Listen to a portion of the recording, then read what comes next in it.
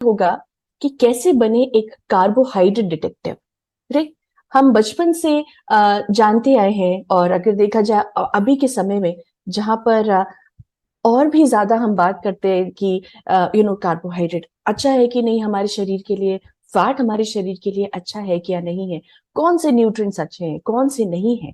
तो वहां पर हमको अपने इस जासूस दिमाग को जगाना बहुत जरूरी है, ये समझने के लिए कि किस प्रकार से आप किसी भी न्यूट्रिएंट को चुने, इररिस्पेक्टिव ऑफ कि उसका क्या इमेज है। बाहर बाहर आपको हर प्रकार का न्यूज, हर प्रकार का रिसर्च मिलेगा कि वो अच्छा है या बुरा है, लेकिन आपको कैसे समझना है, आप कैसे बन सकते हैं कार्बोहाइड्रेट डिटेक्टिव, ताकि आप खुद और अपने आसपास भी इस अवेयरनेस को जगाएं कि कार्बोहाइड्रेट हमारे शरीर के लिए कितना अच्छा है या नहीं है, और कब अच्छा है और कब नहीं है।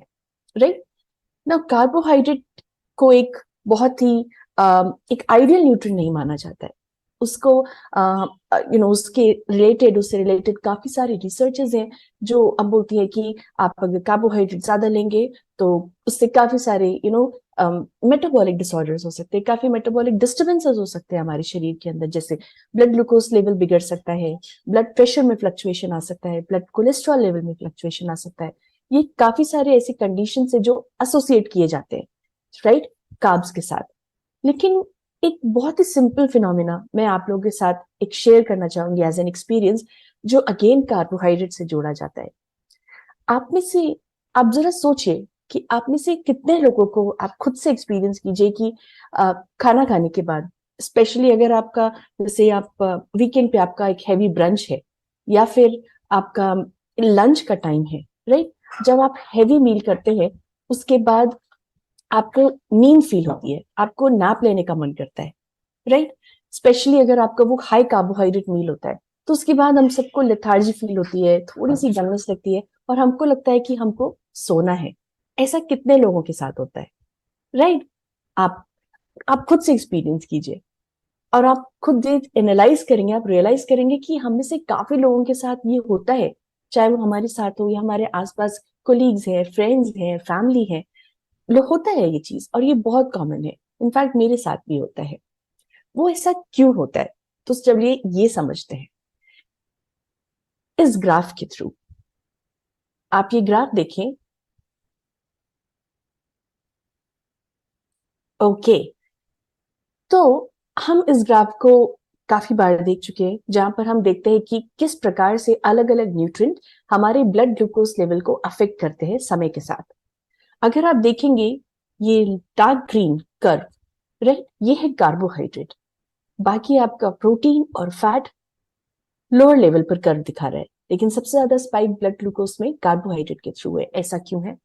क्योंकि हम समझते हैं कार्बोहाइड्रेट हमारे शरीर के अंदर प्रोटीन और फैट की तुलना में जल्दी टूटता है अपने ग्लूकोज के फॉर्म में, राइट।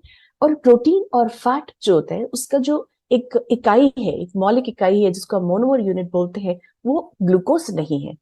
प्रोटीन और फैट को अलग अलग मेटाबॉलिक रिएक्शंस के बाद ग्लूकोज में कन्वर्ट होना होता है। कार्बोहाइड्रेट जैसे ही आपके शरीर में जाएगा वो ग्लूकोज में कन्वर्ट होगा। नाउ ये डिपेंड करता है कि आप किस प्रकार का कार्बोहाइड्रेट का फूड सोर्स ले रहे हैं, वो सिंपल है या कॉम्प्लेक्स है।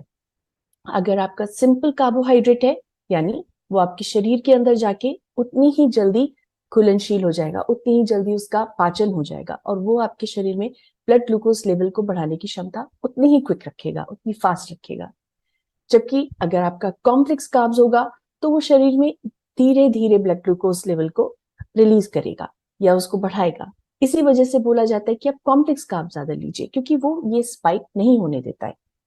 तो अब आप देखिए, मान लीजिए अगर कोई डाइट में आपने एक प्लेट आपने अच्छा सा खाया है खाना, जिसमें राइस है, उसके अंदर दाल है, उसके अंदर वेजिटेबल्स है, राइट। um, आपने जब उसको खाया उसमें राइस का कंटेंट ज्यादा था, क्या हुआ? आपने खाया, जैसे ही आपने खाया 0 आवर से ही आपका ब्लड ग्लूकोज लेवल बढ़ने लग गया, और करीब 1.5 से 2 घंटे के आसपास उसका लेवल सबसे हाईएस्ट पॉइंट पे पहुंच गया ब्लड के अंदर। उसी के ही रिस्पॉन्स में एक हार्मोन, इंसुलिन हार्मोन जिसे हम बोलते हैं, वो रिलीज होता है। जैसे जैसे हमारे शरीर में ब्लड शुगर लेवल बढ़ता है, इंसुलिन भी उसी मात्रा में बढ़ता है। क्यों? क्योंकि उसका फंक्शन होता है इस बढ़े हुए ग्लूकोज के स्तर को कम करना। राइट। वो उसको कम करता है, उसको अलग अलग ऑर्गन्स में जैसे लिवर में स्टोर होके मसल्स में, मसल टिश्यूज में वहां तक पहुंचाता है। ये इंसुलिन का काम होता है। तो क्या हुआ, जब ये लेवल हाई था करीब 1.5 घंटे तक, तब यहां से बढ़ते बढ़ते जैसे ये बढ़ा, इंसुलिन बढ़ा। क्या हुआ, जब तक आपका इंसुलिन धीरे धीरे आपका ग्लूकोज लेवल बढ़ रहा है, आप फिर भी बेटर फील कर रहे हैं, आप तब तक आपका खाना चल रहा है और खाना खाते ही आप थोड़ा सा फुर्ती फील कर रहे हैं, आप एक्टिव और फिट फील कर रहे हैं। लेकिन जैसे जैसे ब्लड ग्लूकोज बढ़ रहा है, इंसुलिन बढ़ रहा है, अब क्या हो रहा है, इंसुलिन अपना काम करना शुरू कर रहा है। क्या कर रहा है इंसुलिन, इस ब्लड ग्लूकोज लेवल को कम कर रहा है। तो क्या हो गया, ये देखिए, जैसे ही ये कम होना शुरू हुआ यहां पर इंसुलिन लेवल के साथ साथ, तब आपके शरीर में एक्चुअली कार्बोहाइड्रेट आपका एक एनर्जी का स्रोत है, राइट, एक ऊर्जा का सोर्स है जो आपको एनर्जी देता है। जब आपके शरीर से एकदम से ब्लड ग्लूकोज लेवल कम होने लग रहा है, आपका ग्लूकोज का जो कंटेंट है ब्लड में वो अलग अलग सेल्स में जा रहा है, अभी धीरे धीरे उसका मेटाबॉलिज्म होगा, तो क्या होगा, आपका एनर्जी का सोर्स खत्म हो रहा है, राइट। तो इसी वजह से आपको एनर्जी फील नहीं होती है, you feel energy less, you feel fatigue, आपको लगता है ड्राउजीनेस सा, कि आपको छोटा सा पावर नैप तो लेना ही है। उसी के साथ साथ आप एक दूसरी चीज भी नोटिस कीजिए। हमारे शरीर की बात तो हो गई कि हम ब्लड ग्लूकोज लेवल कम हो रहे हैं इंसुलिन के साथ साथ, अब हो क्या रहा है, हमारा ब्रेन, ब्रेन में भी बहुत सारे तरह तरह के मेटाबॉलिक रिएक्शंस होते रहते हैं। हमको नींद आती है या एक्टिव कितना हम फील कर रहे हैं, वो सारे सिग्नल्स हमारे ब्रेन तक भी जाते हैं। ब्रेन एक ऐसा ऑर्गन है जो मैक्सिमम मैक्सिमम फंक्शन के लिए सबसे ज्यादा डिपेंडेंट होता है आपके ब्लड ग्लूकोज लेवल पर। जब आपके ब्लड ग्लूकोज हाई था, आपका ब्रेन भी अच्छे से फंक्शन कर रहा था। ब्रेन का फंक्शन होते होते एक टाइम आया कि उसको भी ब्लड ग्लूकोज या आपके शरीर में जो ग्लूकोज है उसकी जरूरत पड़ी। लेकिन नीचे आपके शरीर में, आपके ब्लड में इंसुलिन लेवल काम कर रहा था, जिसकी वजह से ये ग्लूकोज लेवल कम हो रहा था। नाउ आप आपकी जब ब्रेन को ग्लूकोज की जरूरत है, तो आपके बॉडी में भी अभी जो ब्लड में जो फ्रीली अवेलेबल ग्लूकोज होता है वो उतना नहीं है। तो इसकी वजह से ही आपके ब्रेन को जो एनर्जी के लिए, उसको फंक्शनिंग के लिए जो ग्लूकोज चाहिए होता है वो नहीं मिल रहा है। दिस इज अनदर रीजन कि हमको उस समय पर नींद सा फील होता है, ड्राउजीनेस से फील होता है, राइट। तो इसीलिए हम बोलते हैं कि आपको कॉम्प्लेक्स कार्बोहाइड्रेट लेने चाहिए, क्योंकि वो इस स्पाइक को नहीं आने देता है। वो इस स्पाइक को की जगह इस कर्व को एक सेटल रखता है, लंबे समय तक स्टेबल रहता है, सो दैट आपका शरीर, आपका ब्रेन ज्यादा स्फूर्ति वाला हो, आपको ज्यादा एनर्जेटिक लगे, आपको ज्यादा नींद आए, ड्राउजीनेस ना फील हो, राइट। ओके, तो ये तो हो गई एक छोटे से कॉन्सेप्ट की बात जो हम अपने रोजमर्रा के जीवन में कहीं ना कहीं फेस करते ही हैं, या हमारे आसपास के लोग को आप खुद देखते होंगे इस चीज से स्ट्रगल करते हुए। तो हमने काफी जाना कार्ब्स के बारे में, हम बार बार बोल रहे हैं कार्ब्स को अवॉइड करना चाहिए, सिंपल कार्ब्स को, कॉम्प्लेक्स कार्ब्स को, इतना आपको समझ में आ रहा है। लेकिन एक क्वेश्चन जो बहुत ज्यादा कॉमन है, लोग समझते हैं जो भी इस जर्नी में होते हैं, कि क्या सारे कार्ब्स खराब हैं, सारे कार्ब्स हमें अवॉइड करने चाहिए, राइट। यहीं पे ही आपको आपका ये जासूस वाला दिमाग को जगाना है, आपको एक कार्बोहाइड्रेट डिटेक्टिव वाला एक दिमाग चलाना है, राइट। आपको ये समझना है कि क्या सारे कार्ब्स खराब हैं, या कुछ कार्ब्स हैं जो आपके लिए अच्छे हैं, या कुछ कार्ब्स हैं जो आपके लिए खराब हैं।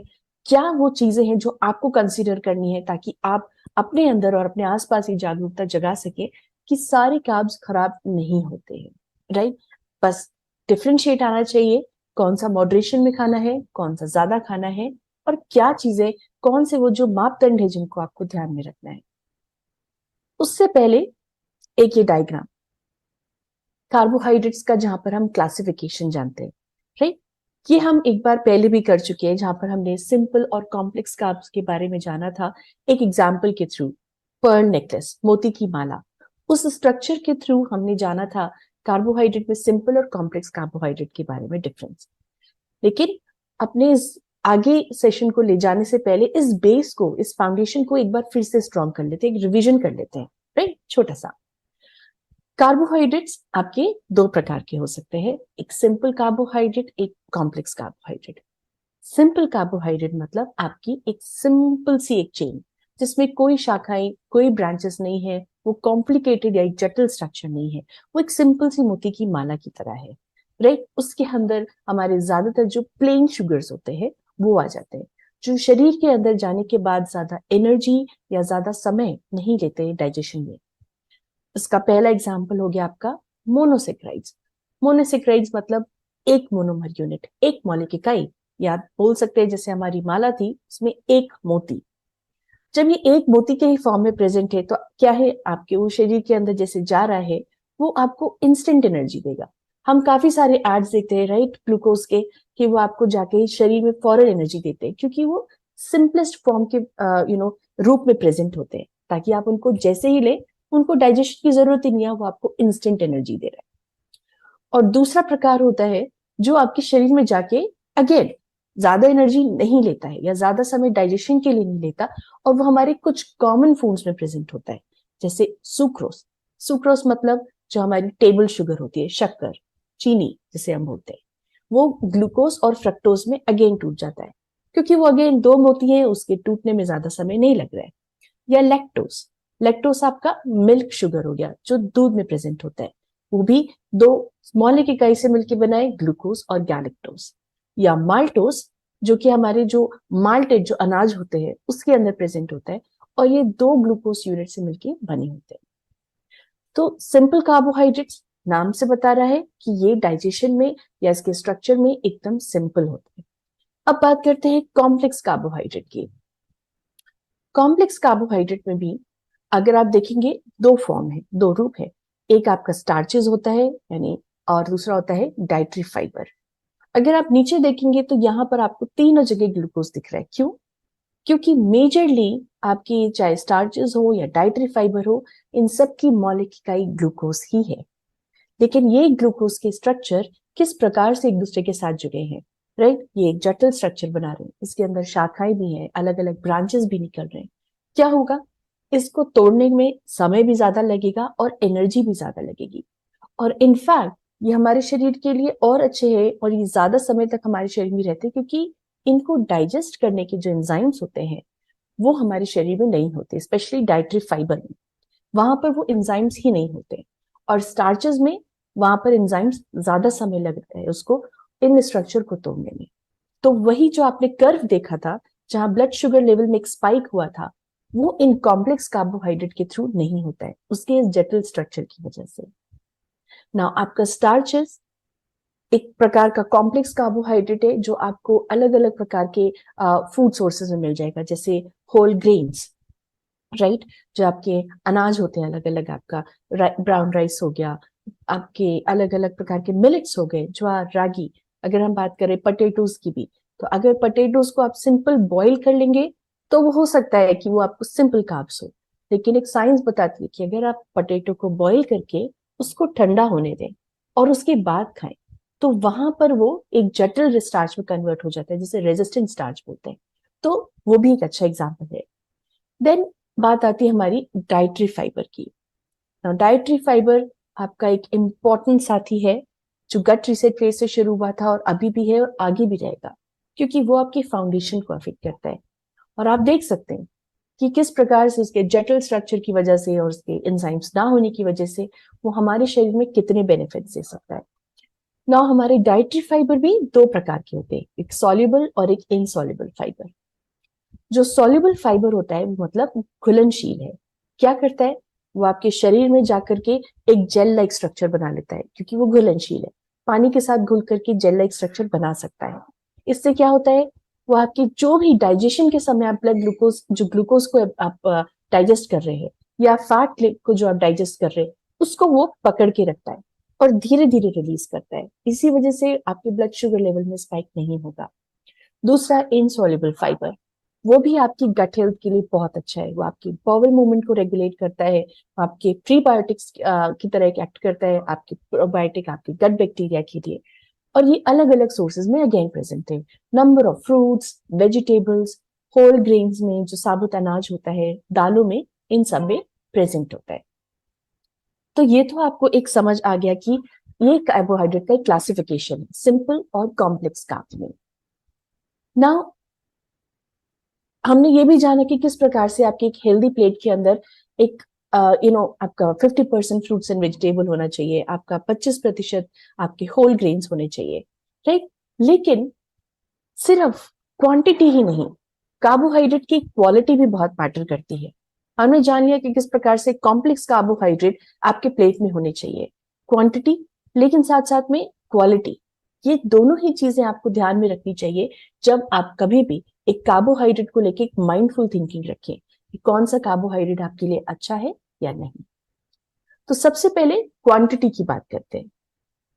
हेल्दी प्लेट के अलावा, राइट, चाहे वो हेल्दी प्लेट का कॉन्सेप्ट हो या आपका कार्बोहाइड्रेट आपकी टोटल कैलोरी का कितना प्रतिशत होना चाहिए, इसके लिए अलग अलग ऑर्गेनाइजेशंस हैं, राइट, जैसे हमारा national institute of nutrition, American dietetic association, ये सब बोलते हैं कि कार्बोहाइड्रेट को अवॉइड नहीं करना चाहिए, क्योंकि कार्बोहाइड्रेट आपके शरीर में ऊर्जा का मेजर एक प्रिंसिपल स्रोत है, प्राइमरी सोर्स ऑफ एनर्जी आपकी बॉडी के लिए। तो उसको मीट करने के लिए पूरा दिन आप ऊर्जावान फील करें, पूरा दिन आपके शरीर अच्छी एक मशीनरी की तरह स्मूथली काम करे, उसके लिए कार्बोहाइड्रेट का होना जरूरी है। लेकिन कितना क्वांटिटी होना चाहिए, उसके लिए भी अलग अलग रिकमेंडेशन है। पहली रिकमेंडेशन जिसके बारे में हम बात कर चुके हैं, हेल्दी प्लेट। और दूसरा रिकमेंडेशन बताता है कि आपका टोटल जो भी मैक्रोन्यूट्रिएंट का जो डिस्ट्रीब्यूशन रेंज है, वो कहीं ना कहीं 45 से 65% आपकी टोटल जो एनर्जी मिल रही है पूरे प्लेट में, वो आपकी कार्बोहाइड्रेट से आनी चाहिए ना। ये 45 से 65% एक रेंज दिया हुआ है।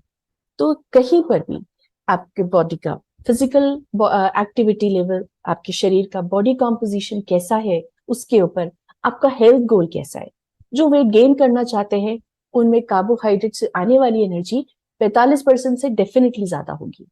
जो वेट लॉस करना चाहते हैं या उनकी कुछ मेटाबॉलिक टारगेट्स हैं जिनको वो इंप्रूव करना चाहते हैं, वहां पर वो कार्बोहाइड्रेट के रेंज को या उसके परसेंटेज को कम रखेंगे।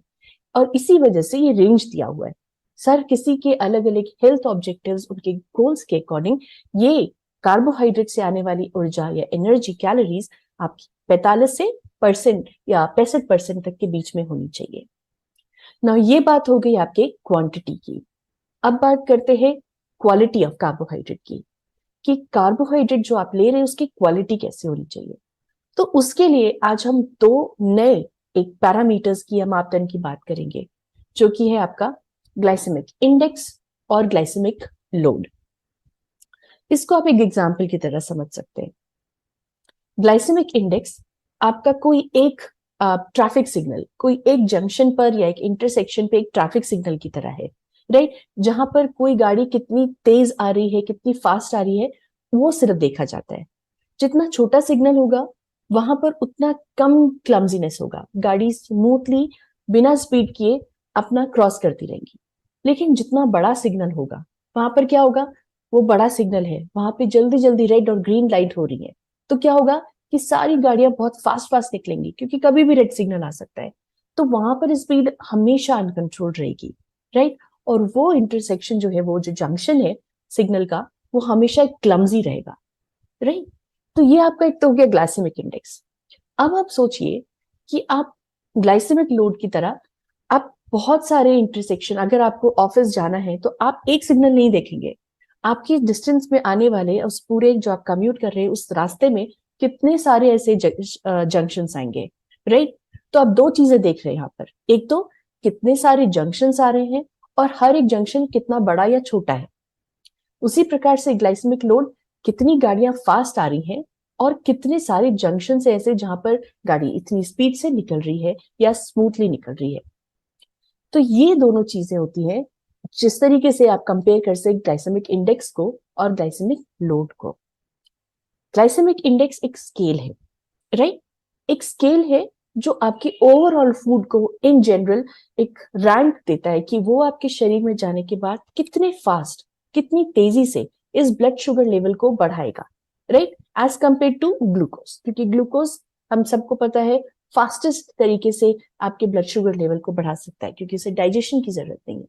तो उसके कंपैरिजन में कोई भी फूड, कोई भी खाने का स्रोत कितना फास्ट आपके शरीर में ब्लड ग्लूकोज लेवल को बढ़ा रहा है, वो होता है आपका ग्लाइसेमिक इंडेक्स।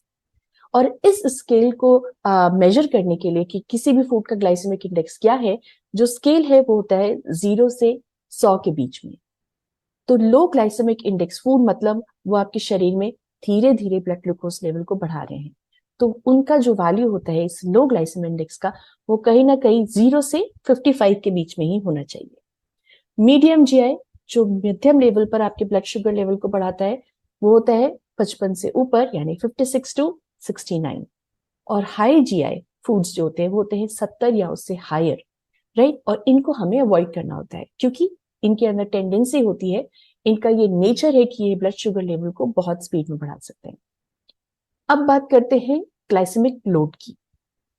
हम एक उदाहरण की तरह भी एक देखेंगे आगे, एक उदाहरण के साथ कि क्या डिफरेंस है ग्लाइसेमिक लोड में। लेकिन यहाँ पर ये मैटर करता है ग्लाइसेमिक लोड कि मान लीजिए अगर कोई फूड है, ठीक है, जिसका ब्लड ग्लाइसेमिक इंडेक्स बहुत ज्यादा है, 70 से ऊपर है मान लीजिए, लेकिन वो इन जनरल है।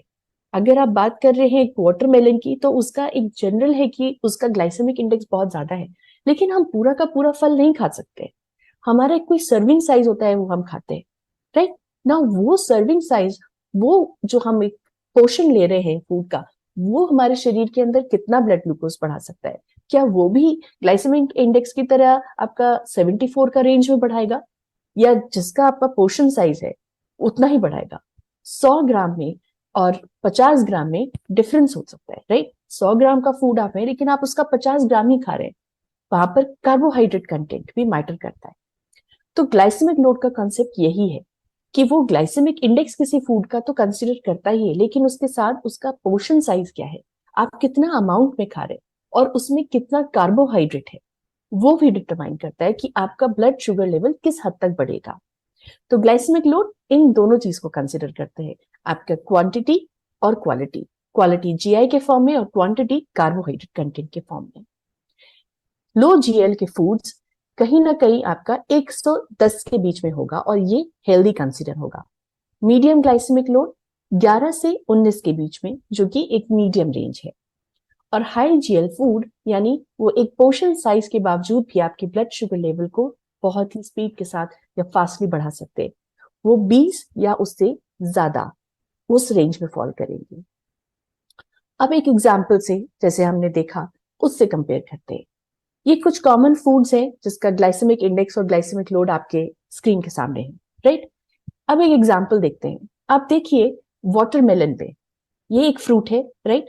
इसका ग्लाइसेमिक इंडेक्स अगर आप देखेंगे तो काफी हाई है, 72%, राइट। 70 या उससे हायर अमाउंट का जो ग्लाइसेमिक इंडेक्स होता है वो हमारे शरीर के लिए अच्छा नहीं होता है। लेकिन अगर आप ग्लाइसेमिक लोड देखें तो वो है सिर्फ 4। ना कोई भी फूड जिसका ग्लाइसेमिक लोड 1 से 10 के बीच में, वो हमारे लिए हेल्दी है। क्यों? ये एक सरप्राइजिंग हुआ, राइट। यही आपका माइंडफुलनेस काम कर रहा है। क्यों? तो कोई भी फ्रूट हमारे लिए अनहेल्दी नहीं है, वाटरमेलन अनहेल्दी नहीं है, जब तक आप उसकी क्वांटिटी का ध्यान रख रहे हैं। वाटरमेलन का जो ग्लाइसेमिक लोड है, आप इंडेक्स है सॉरी, उसको आप कंसिडर कर सकते हो जो बेकरी शॉप पे जैसे डोनट मिलता है, राइट। उसका भी ग्लाइसेमिक इंडेक्स अराउंड 70 के ही आसपास होता है, 72। लेकिन क्या डिफरेंस है, वो है पोर्शन साइज में। अगर आप वाटरमेलन का एक पोर्शन की बात करें जो कि अराउंड एक कप होता है, राइट, उसमें आप जानते हैं कि अराउंड 90% वाटर होता है। अगर आप उसके एक पोर्शन साइज की बात करें तो उसमें करीब 10 से 11 ग्राम ही कार्बोहाइड्रेट होगा। लेकिन आप डोनट के एक पोर्शन साइज की बात करें तो उसमें करीबन 30 ग्राम कार्बोहाइड्रेट होगा, और यही डिफरेंस आ गया। तो ग्लाइसेमिक इंडेक्स दोनों का सेम है, लेकिन कार्बोहाइड्रेट कंटेंट आपकी एक पोर्शन साइज, एक सर्विंग साइज में क्या था, उसने आपके ग्लाइसेमिक लोड को डिटरमाइन कर लिया। तो इसका ही हमको ध्यान रखना है। कोई भी, इसका मतलब आप इससे एक निष्कर्ष निकाल सकते हैं कि कोई भी फूड आपके लिए अनहेल्दी नहीं है। आपको माइंडफुल रहना है उसके पोर्शन साइज के, उसके क्वांटिटी को लेकर। तो अगर आपको उसके क्वालिटी का अनुमान है और आप उसकी क्वांटिटी का ध्यान दे रहे हैं, तो आप हर एक फूड को अपने शरीर को उसका सप्लाई कर सकते हैं। उस फूड में जो और भी इसेंशियल न्यूट्रिएंट्स है, आप उसका भी बेनिफिट एक्सट्रैक्ट कर सकते हैं, राइट। इसके अलावा ये कुछ कॉमन फूड स्वैप्स हैं जिनको आप फॉलो कर सकते हैं अपने रोजमर्रा के जीवन में। आप जो भी कुछ कॉमन फूड ऑप्शंस लेते हैं, उसकी जगह आप क्या ले सकते हैं, राइट। जैसे फ्रूट जूस बहुत कॉमन है, हम घर पे बना के भी लेते हैं, हम बाहर भी लेते हैं, and it is very good, वो अच्छा है। लेकिन जो उसमें एक कॉमन फ्रूट शुगर प्रेजेंट होती है अच्छे अमाउंट में, राइट, फ्रक्टोज के फॉर्म में, आप उसको थोड़ा सा मिनिमाइज कर सकते हैं, लिमिट कर सकते हैं। कैसे? उसको स्वैप करके by vegetable juice. White bread की जगह आप ले सकते हैं होल व्हीट ब्रेड, या उसके अलावा अगर कोई भी होल ग्रेन्स की या नट्स एंड सीड्स की जो ब्रेड आती है उससे स्वैप कर सकते हैं। वड़ा पाव फ्राइड है, हाई इन कार्बोहाइड्रेट, क्योंकि आपका बन भी इसमें कार्ब्स हाई है, देन उसके अंदर पोटैटोज की फिलिंग है वो भी बहुत हाई है। उसकी जगह आप इडली सांभर ले सकते हैं। बैलेंस्ड एक होता है कॉम्बिनेशन, स्टीम्ड फॉर्म में प्रेजेंट है। व्हाइट राइस की जगह आप ब्राउन राइस ले सकते हैं।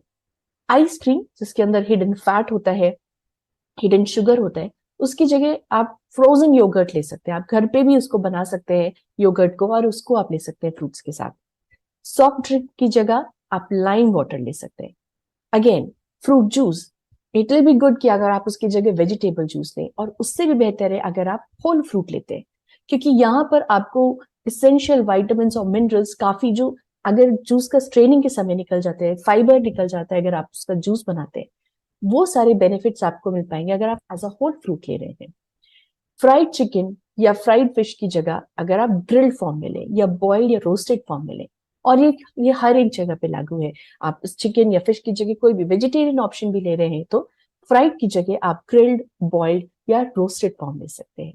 ये कुछ हेल्दी स्वैप्स है जिनको आप अपने, जो भी आप ले रहे हैं उनका आप ये कोई हेल्दियर ऑल्टरनेटिव ढूंढ रहे हैं।